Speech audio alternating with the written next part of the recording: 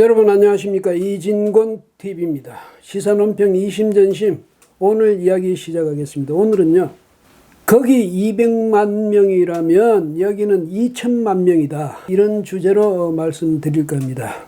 지난 28일에 그 서초동 대검청사와 서울중앙지검 사이 도로에서 대규모 촛불 집회가 열렸죠.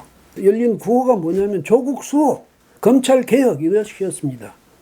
근데 이제 국민들이 좀 절망하게 된 것은, 옳고 그르냐의 문제로 따져야 될 것을 내 편이냐 적편이냐, 아군이냐 적군이냐, 진보 진영이냐 보수 진영, 이런 식으로 따지는 그런 집회였거든요. 촛불 집회가.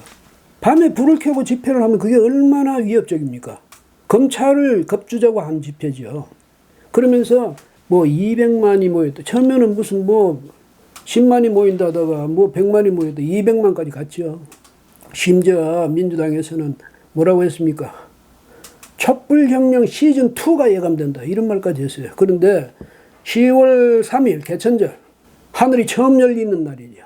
그러니까 우리 민족국가가 처음 성립됐던 때를 이야기하는 겁니다만은, 뭐 반만년 역사라고 그러고, 그 좋은 날 국민들이 광화문으로 몰려나갔죠. 서울역부터 남대문 거쳐서 시청 거쳐서 광화문까지 그 길을 국민들이 가득 메웠습니다.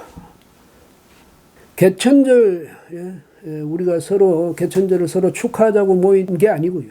하도 서초동 뭐 촛불 집회 200만, 촛불혁명 시즌2 이렇게 이야기하니까 자유우파 시민들이 분개해서 나온 거죠. 근데 그 집회에 나온 사람들이 이야기하는 걸 옆에서 들으니까 이렇게 이야기를 합니다. 그쪽에 200만이면 이쪽에는 2천만이야. 그런 사람도 여럿이 있었어요. 제가 직접 들었거든요. 그런데 그만큼 정말 사람들이 많았습니다. 제가 그 동화면세점 있지 않습니까? 그것에서 이제 대각선 쪽에 교보문고 있지 않습니까? 그 교보 빌딩, 그 앞에 있는 가족을 이제 만나러 가는데 지상으로는 도저히 못 가겠고, 그래서 그 광화문 지하도로 갔거든요. 지하도로 내려가서 그냥 꼼짝없이 그 붙잡히게 됐죠. 왜냐면 한 걸음도 뗄 수가 없는 걸 어떻게 합니까? 겨우 빠져나가서 이제 가족을 데리고, 그러니까 또 도로를 건너갈 수가 없으니까 교보 빌딩 뒤로 해가지고 미국 대사관 그 사이길로 겨우 빠져나갔습니다. 길을 이제 건너갔는데 건너가서 생각하니까 말 그대로 조금 과장하자면 천신만고 끝에 간 겁니다. 그 정도로 사람이 많았어요. 그 왜 그랬겠습니까? 왜 사람들이 그렇게 많이 왔겠습니까? 정부를 믿었거든요. 그 믿은 사람이 많았을 겁니다. 뭐 저는 별로 안 믿었습니다만. 특히 문 대통령이 뭐라고 했습니까? 취임식 때?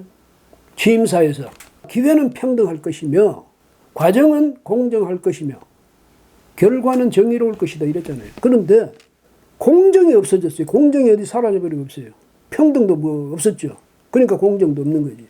조국 장관 그 가족이 지금 수사를 받고 있지 않습니까? 뭐 때문에 수사를 받는지 온 나라가 다 알고 있죠. 국민들이 다 알고 있죠. 특히 자녀를 대학 또 대학원에 보내려고 하는 학부모들 누구보다도 잘 알고 있지 않습니까? 국민을 배신해도 그렇게 배신할 수 없죠. 그런데다가 조국이 잘못했건 말건 우리 편인데 왜 건드리냐. 검찰이 감히 대통령이 임명한 장관을, 그 다음에 조국 장관이 검찰 개혁을 하겠다고 하지 않냐. 그런데 감히 검찰이 건드리다니, 장관의 휘하에 있는 기관이. 이래서 촛불 집회한 거 아닙니까? 그러니까 이 국민들이 정말 화가 난 거죠. 화가 나도 이만저만 난 게 아닙니다. 저 오늘 군중 온 걸 보면 엄청 세려 왔거든요. 동원해서 그렇게 됐겠습니까? 동원하면 그렇게 안 모입니다. 그런데 이 광화문 집회에 대해서요, 광화문 시청 앞 남대문 그쪽이 그 일대를 꽉 채웠으니까 이 집회에 대해서 청와대 측에서 뭘 하냐면, 서초동 집회에 대해서는요, 검찰 개혁에 대한 열망이 높다는 것이다.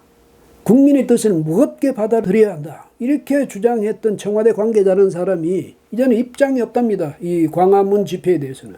자유한국당의 정당 행사를 해놔요. 그래서 뭐 자신들이 논평할 가치가 없다는 이 말이겠죠. 야당이 하는 일이니까.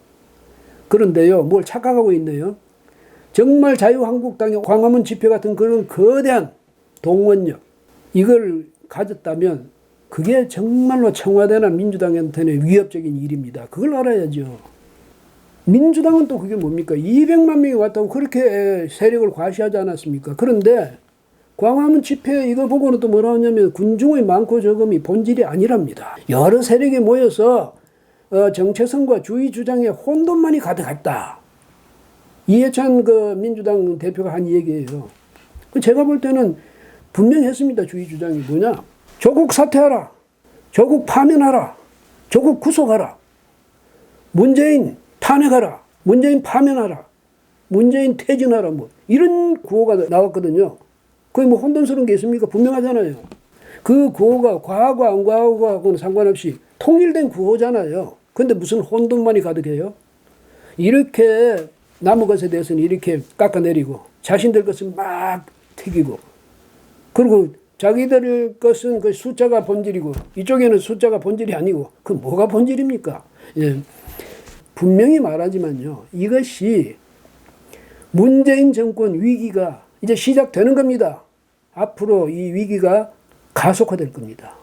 왜? 왜 가속화되겠습니까? 문재인 대통령이 민심을 가볍게 여기니까 그 민심을 가볍게 여겨서 성공하는 정부 역사적으로도 있었던 것 같지가 않습니다. 제 기억에는 없습니다. 겸손해야죠. 오늘은 여기까지 하겠습니다. 고맙습니다.